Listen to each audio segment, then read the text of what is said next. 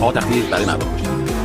به عشق مردم کشتیم که عاشقانه مردم دوست داشت و تو میدان وقتی که میگه بیشتر از اینکه برای خودم خوشحال شدم، برای اینکه مردم خوشحال شدن من